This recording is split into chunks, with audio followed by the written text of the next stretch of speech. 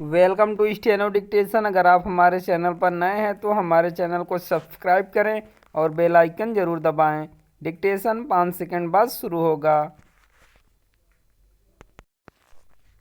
Start. यह ठीक नहीं कि पिछले दिनों संसद की सुरक्षा में जो सेंध लगी उस पर दोनों सदनों में हंगामा हो रहा है। सुरक्षा में गंभीर चूक के इस मामले का राजनीतिकरण नहीं किया जाना चाहिए, लेकिन ऐसा ही हो रहा है। विपक्षी दल इस मांग पर अड़े हैं कि गृह मंत्री को संसद आकर तुरंत अपना बयान देना चाहिए। इस मांग को निराधार नहीं कहा जा सकता, लेकिन अभी जब जांच एजेंसियां इन प्रश्नों के उत्तर तलाश ही रही हैं कि संसद के भीतर बाहर सनसनी फैलाने वालों के पीछे कौन था, उन्हें किससे मदद मिली और उनका इरादा क्या था, तब फिर गृह मंत्री अपेक्षित जानकारी कैसे दे सकते हैं। चूँकि अभी तक जो जानकारी आई है उससे लोकसभा अध्यक्ष सदन को अवगत करा चुके हैं, इसलिए बेहतर यही होता है कि विपक्षी दल कुछ दिन प्रतीक्षा करते।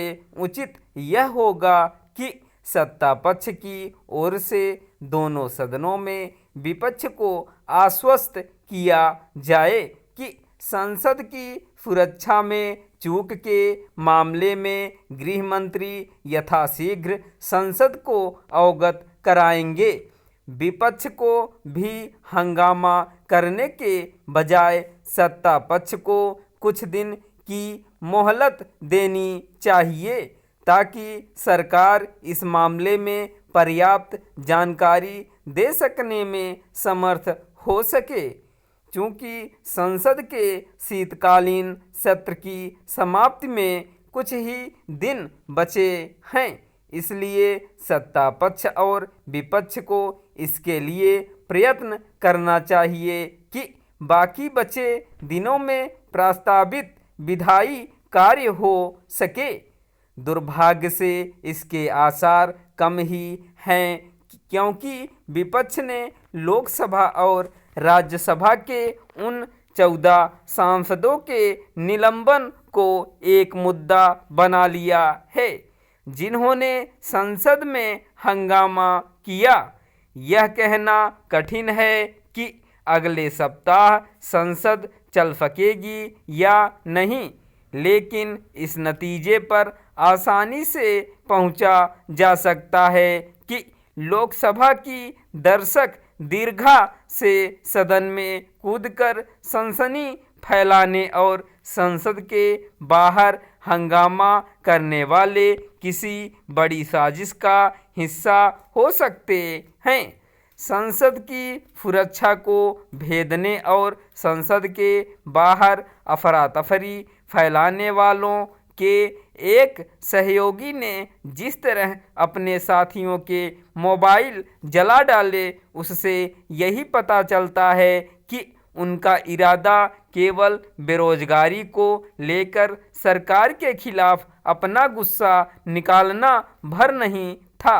यह निराशाजनक है कि कई विपक्षी नेताओं समेत अन्य लोग संकीर्ण राजनीतिक कारणों के चलते संसद की सुरक्षा को खतरे में डालने वालों के प्रति हमदर्दी जताने के साथ यह माहौल भी बनाने में लगे हुए हैं कि उनका अपराध तो बहुत मामूली है। यह मामूली नहीं, बहुत गंभीर अपराध है। इसका एक बड़ा आधार यह है कि उन्होंने 22 वर्ष पहले संसद में हुए आतंकी हमले की बरसी पर संसद की सुरक्षा को भेदने का काम किया। जैसे इस सवाल का जवाब मिलना चाहिए कि आखिर उन्होंने इसी दिन को क्यों चुना, वैसे ही इसकी तह तक भी जाना चाहिए कि संसद की सुरक्षा में सेंध कैसे लग गई। स्टॉप।